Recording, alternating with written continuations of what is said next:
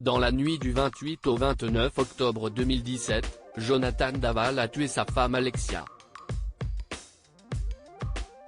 Un meurtre qu'il a avoué plusieurs mois après les faits. Il a ensuite été condamné à une peine de 25 ans de réclusion à l'issue de son procès.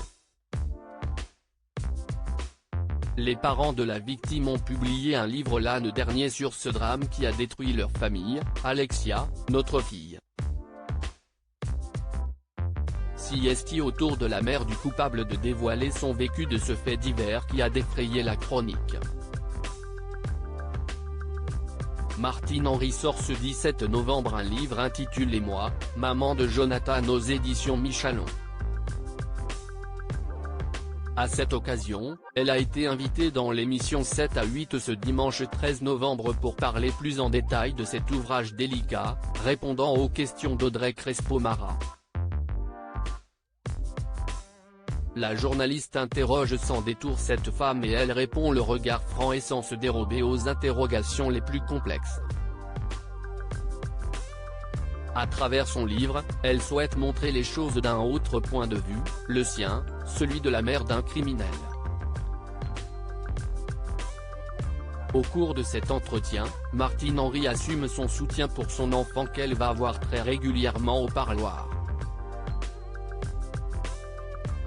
Si elle regrette ne pas avoir réalisé et accepté plus rapidement l'idée que son fils ait commis un terrible crime, elle ne se sent pas responsable de son acte et ne veut pas avoir honte d'être sa mère.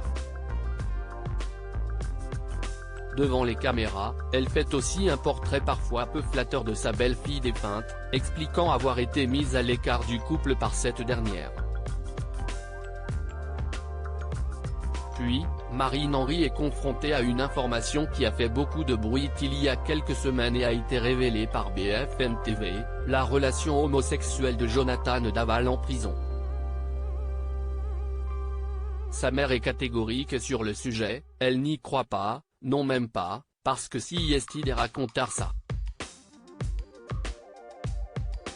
Si est-il moi qui lui ai appris en plus.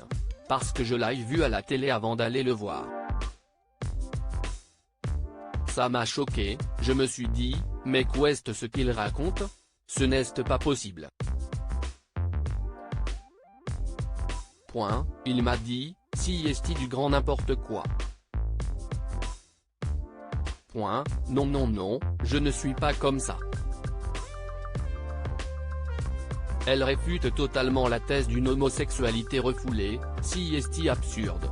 Ça a bien été raconté qu'il avait des rapports sexuels avec le papa d'Alexia. Vous y croyez-vous?